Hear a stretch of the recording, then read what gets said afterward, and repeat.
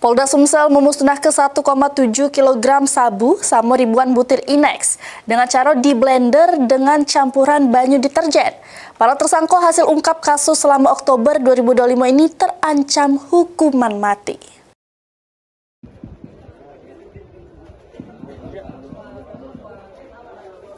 Direktorat Reserse Narkoba Polda Sumsel memusnahkan 1,7 kg sabu sama 6.404 butir Inex yang merupakan barang bukti dari 16 laporan polisi.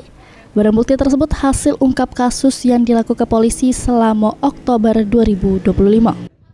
Sebelum dimunas ke barang haram ini dicek dukin keasliannya oleh tim laboratorium forensik Polda Sumsel.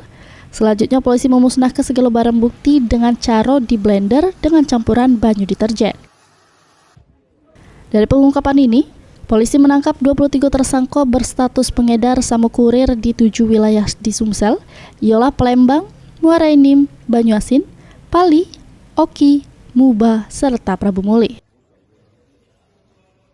Barang bukti sebanyak 1.863 gram sabu dan 6.466 butir ekstasi.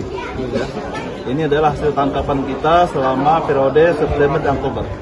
Kita amankan dan tangkap terkait dengan kegiatan mereka sebagai kurir, sebagai pengedar, sebagai perantara dari transaksi narkoba ini. Puluhan tersangka ini masih diperiksa serta dikurung di sel tahanan Mapolda Sumsel terancam hukuman mati atau seumur hidup.